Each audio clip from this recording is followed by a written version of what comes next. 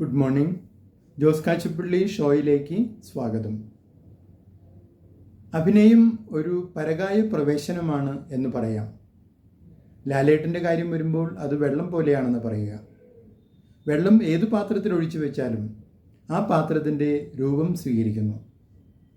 ലാലേട്ടന് ഏതു കഥാപാത്രം നൽകിയാലും അദ്ദേഹം ആ കഥാപാത്രമായി മാറുന്നു. 47 വർഷമായി ഈ അഭിനയ പ്രതിഭയെ നമ്മൾ പരിചയപ്പെടാൻ തുടങ്ങിയിട്ട്. അദ്ദേഹം ഇന്ന് നമ്മുടെ ഒരു കുടുംബാംഗമാണ്. നമ്മൾ അദ്ദേഹത്തോടൊപ്പം ചിരിക്കുന്നു, അദ്ദേഹത്തോടൊപ്പം കരയുന്നു, അദ്ദേഹത്തോടൊപ്പം രോഷം കൊള്ളുന്നു,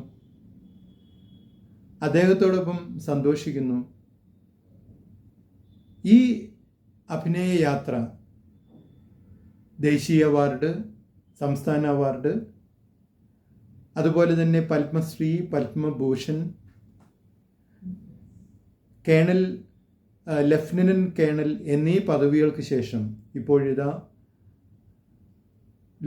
ഇന്ത്യയിലെ ഏറ്റവും വലിയ അവാർഡായ ദാദാ സാഹിബ് ഫാൽക്കെ അവാർഡിന് അർഹമായിരിക്കുന്നു.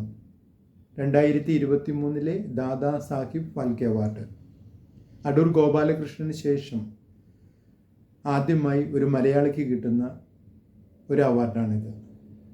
ഇത് മലയാളികൾക്കും മലയാള സിനിമയ്ക്കും ഇന്ത്യക്ക് തന്നെ അഭിമാനകരമായ ഒരു കാര്യമാണ്. അദ്ദേഹത്തിൻ്റെ അഭിനയ യാത്രയിൽ കൂടുതൽ വിജയങ്ങൾ കരസ്ഥമാക്കട്ടെ എന്ന് ഈ അവസരത്തിൽ ആശംസിക്കുന്നു.